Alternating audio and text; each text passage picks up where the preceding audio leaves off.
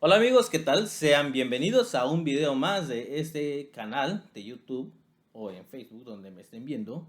En esta ocasión voy a dar mi punto de vista a una pregunta que me han estado haciendo durante algún tiempo ya, desde a finales del año pasado y a inicios de en donde me preguntan algunas personas a través de la página de Facebook si las facturas emitidas por régimen de incorporación fiscal dirigidas al público en general, o lo que es conocido como las facturas globales del público en general, se le debe de desglosar o no los impuestos de IVA y EPS.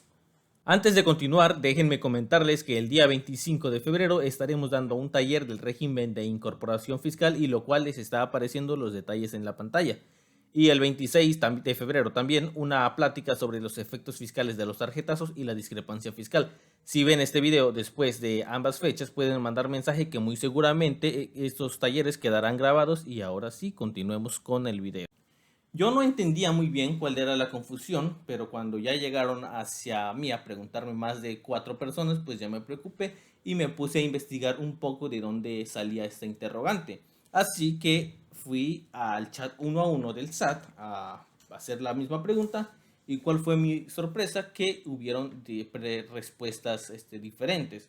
La primera persona que le pregunté en el chat del uno a uno del SAT me dijo que no se debe desglosar el IVA ni el IEPS. La segunda persona me dijo tampoco que no se debe desglosar el IVA ni el IEPS. Entonces, pues pensé que la tercera era la vencida y a la tercera vez que pregunté me dijeron que sí se debe desglosar el IVA y el IEPS. Volví a repetir la pregunta una cuarta vez, me dijeron que no, la quinta que sí, la sexta que sí, la séptima que no, la octava que no, la novena que no y la décima que sí. Es entonces como hubieron un total de 10 respuestas, a los cuales el chat uno a uno del SAT me dijo, 6 me dijeron que no y 4 me dijeron que sí. Entonces comprendí que esta pregunta pues sí era una interrogante que muchas tenían y como dije al comienzo voy a tratar de dar mi punto de opinión. Espero que se queden este video y vamos a ver de dónde viene todo esto. El origen, el origen de esta confusión proviene del artículo 123 de la Ley de Ingresos de la Federación y ha estado por varios años. No es no es muy difícil comprender la confusión de estas si nada más vemos cuál es el artículo, pues si es un artículo grande, podríamos decirlo, es un artículo que sí tiene muchas letras, entonces comprenderla a veces suena o es un poco difícil. Pero vamos a ir leyendo parte por parte. Vamos a desglosar el artículo 23 de la Ley de Ingresos de la Federación y vamos con la primera parte. Comienza diciendo, los contribuyentes, personas físicas, que opten por tributar en el régimen de incorporación fiscal previsto en la sección 2 del capítulo 2 del título cuarto de la Ley de Impuestos sobre la Renta, es decir, los RIF, y cumplan con la obligación que se establece en dicho régimen donde el periodo que permanezcan en el mismo, por las actividades, dice, que realicen con el público en general, y aquí es donde menciona por primera vez el público en general, podrán optar por pagar el impuesto al valor agregado y el impuesto especial sobre producción y servicios, es decir, el IEPS, que en su caso corresponda a las actividades mencionadas mediante la aplicación del esquema del estímulo siguiente. Y ahora vamos a ver cuál es el estímulo que nos trae esta ley de ingresos de la Federación. Lo primero que vemos es la fracción 1, que nos dice y nos habla del IEPS, nos menciona, calcularán y pagarán los impuestos citados en la forma siguiente. A, se aplicarán los porcentajes y a continuación se listan el monto, las contraprestaciones efectivamente cobradas por las actividades afectas al pago del impuesto al valor agregado en el bimestre de que se trate, considerando el giro, actividad a la que se dedique el contribuyente conforme a lo siguiente y nos da una tabla. Es decir, nos menciona que nosotros como RIF tenemos la opción de no pagar el 16% del IVA, como es una persona del régimen general o una persona normal, siempre y cuando que las facturas sean o las ventas sean con el público en general, es decir, que no nos soliciten una factura individual. Y nos marca varios porcentajes. En el caso de minería, un 8%, manufactura y construcción, 6%, comercio, 2%, prestación de servicios, 8%, y negocios dedicados únicamente a la venta de alimentos y o medicinas, el 0%. ¿Sí? Entonces, tenemos la opción de pagar estos porcentajes que son la mitad o menos de la mitad de lo que sería un IVA correspondiente, que es el 16%. Por lo tanto, sí nos conviene aplicar a este estímulo.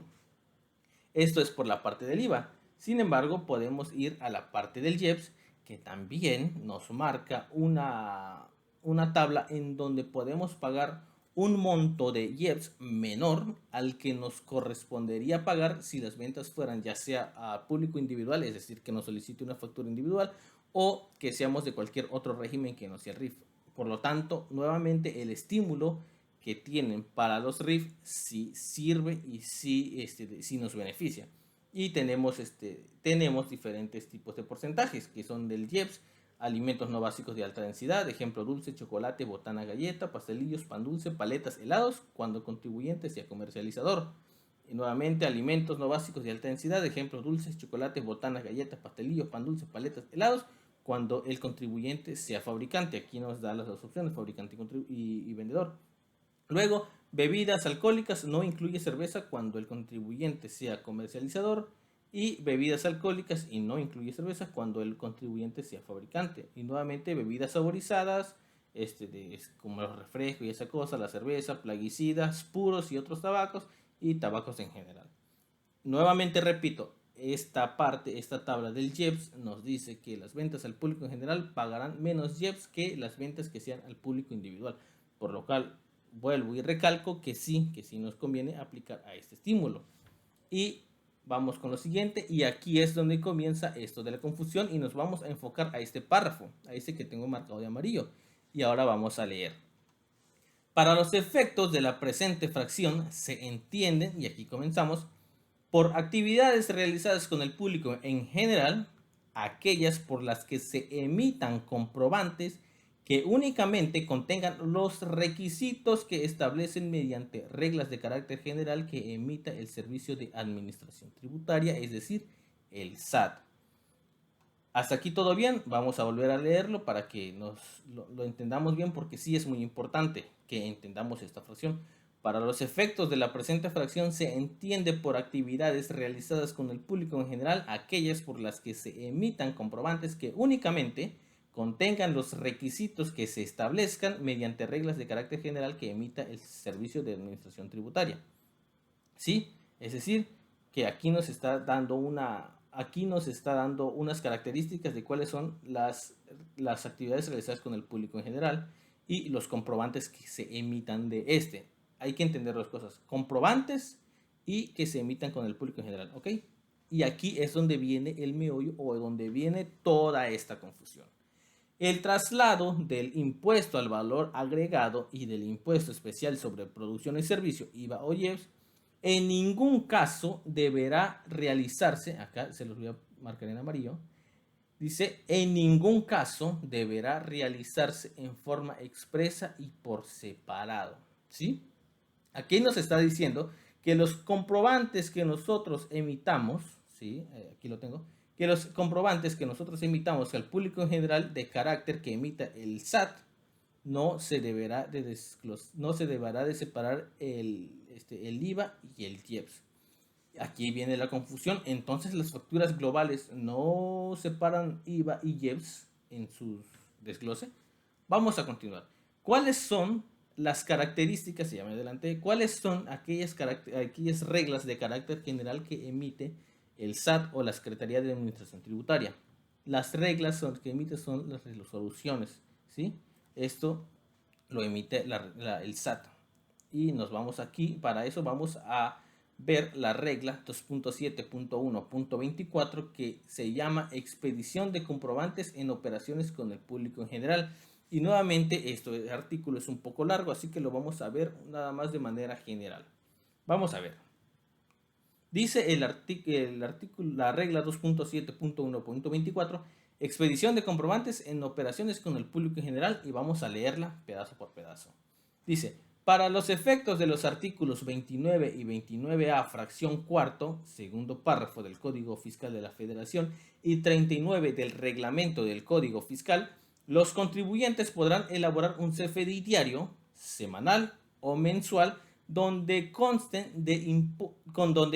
los importes correspondientes a cada una de las operaciones realizadas con el público en general del periodo al que correspondan y el número de folio o de operación de los comprobantes de operación con el público en general que se hubieran emitido, utilizando para ello la clave genérica del RFC a que se refiere esta regla. Y vamos a entender algo, vamos a leer algo. Acá nuevamente nos vuelve a repetir.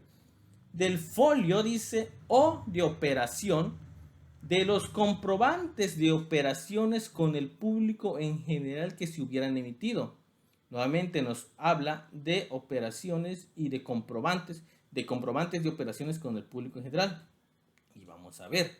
Y nos dice de operaciones con el público en general que se hubieran emitido, utilizando para ello la clave genérica en el RFC que se refiere a la regla 2.7.1.26, que eso sería para otro tema, pero la clave es genérica, y nos dice, los contribuyentes que tributen en el RIF, régimen de incorporación financiera, podrán elaborar el CFDI de referencia de forma bimestral a través de la aplicación electrónica de Mis Cuentas. Y aquí ya va una separación. Los RIF pueden emitir una sola factura de forma bimestral, ¿sí? En comparación a las otras que solamente puede ser diario, semanal o mensual. Aquí el RIF puede hacerlo diario, semanal, mensual o bimestral, ¿sí? Aquí hay otra separación. Y nos dice, incluyendo únicamente el monto total de las operaciones del bimestre y periodo correspondiente. Aquí hay otro punto. Dice, incluyendo únicamente el monto total de las operaciones del bimestre.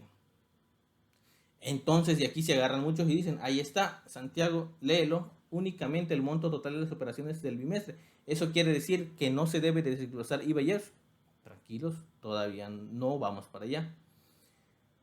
Nos dice en el siguiente párrafo, por las operaciones a que se refiere el párrafo anterior, es decir, este párrafo, se deberá expedir los comprobantes de operación con el público en general, mismos que deberán de contener los requisitos del 29A, fracciones 1 y 3 del Código Fiscal de la Federación, así como el valor total de los actos o actividades realizados, la cantidad, la clase de los bienes o mercancías o descripción del servicio o del uso o goce que amparen y cuando así proceda, el número del registro de la máquina, equipo o sistema y en su caso el logotipo fiscal, ¿sí?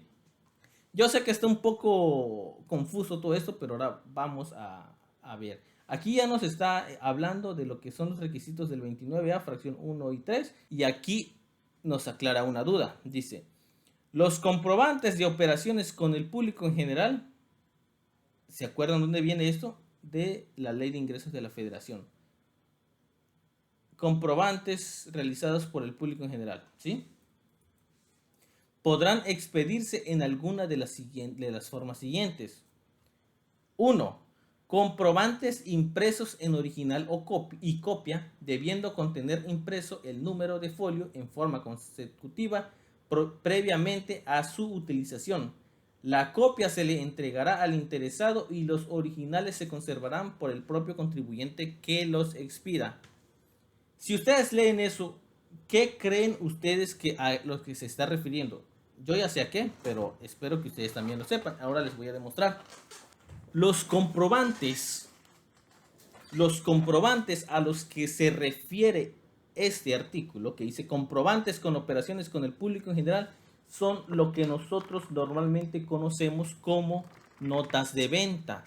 En notas de venta existe uno que es el original y existe otro que es la copia. Al momento de emitírselos al público en general, tú te quedas con el original y la persona se lleva la copia, tu cliente se lleva la copia.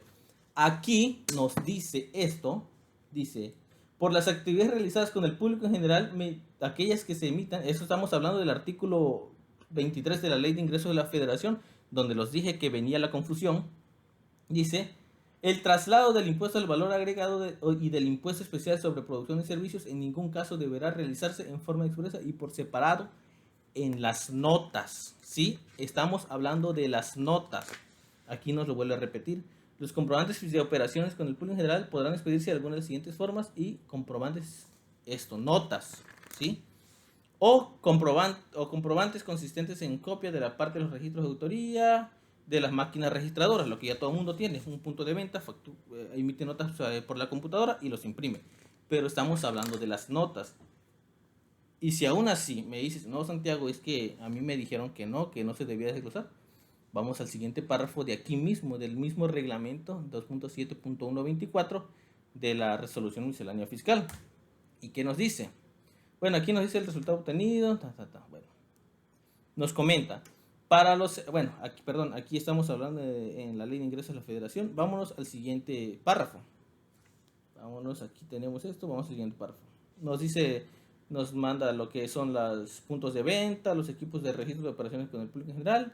Y el siguiente párrafo nos dice, para los efectos del CFDI, y ya estamos hablando de lo que es una factura, donde consten las operaciones realizadas con el público en general, los contribuyentes podrán remitir al SAT o al proveedor de certificación del CFDI, según sea el caso, el CFDI a más tardar de 72 horas siguientes al cierre de las operaciones realizadas de manera diaria, semanal, mensual o bimestral. Es decir, que si tu operación con el público en general es del 1 de enero al 28 de febrero, tienes hasta el día 2 de marzo para poder emitir tu CFDI correspondiente. Y luego nos dice, en los CFDI globales se deberá separar el monto del IVA e IEPS a cargo del contribuyente. Una cosa, y esto diferencienlo, una cosa son los CFDI, comprobantes fiscales digitales por internet, que se deberá separar el monto de IVA y de IEPS, es decir, si se desglosa. Muy diferente a lo que son, dice, los comprobantes que contengan los requisitos los comprobantes de las actividades por el público en general. Esto, amigos, es un comprobante. Esto es un comprobante, como lo menciona la ley, es un comprobante de operaciones con el público en general. Las notas de venta, estos son comprobantes. Y aquí sí podemos poner el producto y únicamente el precio. No debemos de confundir. En el CFDI se aplica. Y entonces me van a decir, oye Santiago, entonces, ¿por qué acá me dice que incluyen únicamente el monto total de las operaciones del bimestre? Si me estás diciendo que le desglose el IVA y el IEPS, ¿por qué aquí dice que únicamente total de las operaciones del bimestre? Bueno, porque se refiere a que no vamos a hacer una factura en donde diga folio 2000, folio 2001, folio 2002, folio 2003, folio 2004, folio 2005. No, en un solo concepto va a incluir todas las operaciones del bimestre y ahora lo vamos a ver. El CFDI debería quedar así: ingresos por las ventas, en este caso del bimestre de noviembre y diciembre, del folio tal al folio tal, como nos lo pide la resolución miscelánea fiscal. Únicamente el monto de las operaciones del bimestre y del periodo correspondiente. Acá lo dice. Realizadas con el público en general del periodo al que corresponda y el número del folio o de operación de los comprobantes de operaciones con el público en general. Los folios que tenemos en las notas de venta, ¿sí? Que se hubieran emitido utilizando para ello la clave genérica del RFC, ¿sí? Entonces,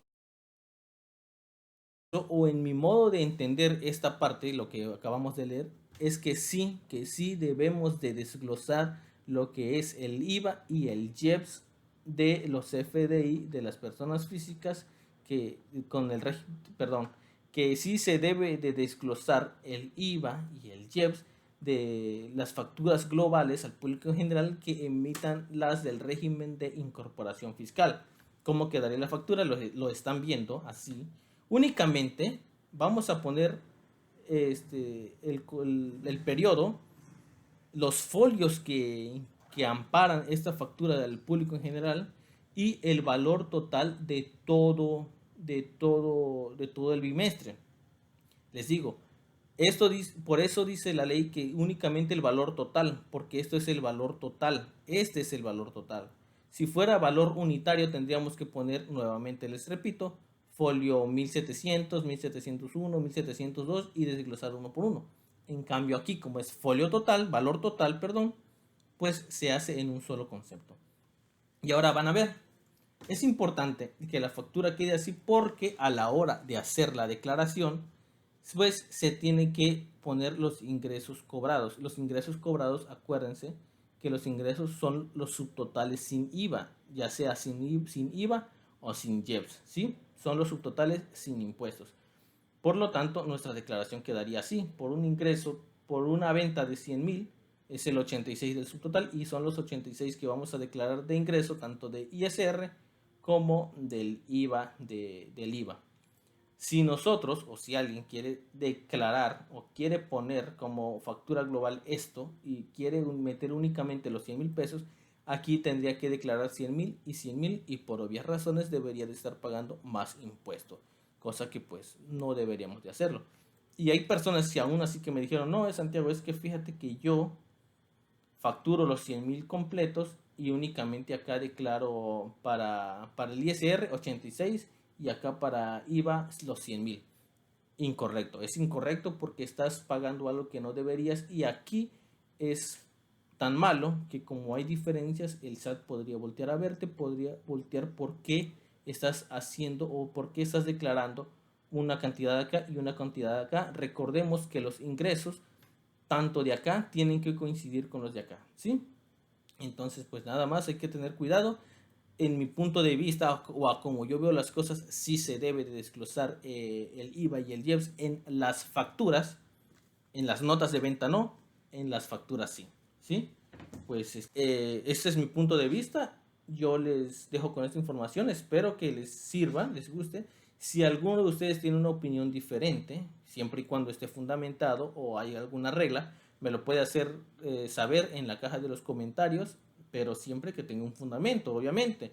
Ahora que si lo vieron en un video o si algún primo les dijo sin algún fundamento, pues no se vale, ¿sí? Siempre hay que tener fundamento de lo que se hace y siempre que alguien les asesore, no es por echarle leña al fuego, pero siempre pidan de dónde viene el fundamento porque luego es importante para cumplir bien con nuestras declaraciones más que nada y pues estar al día con todo lo que corresponde a la situación fiscal.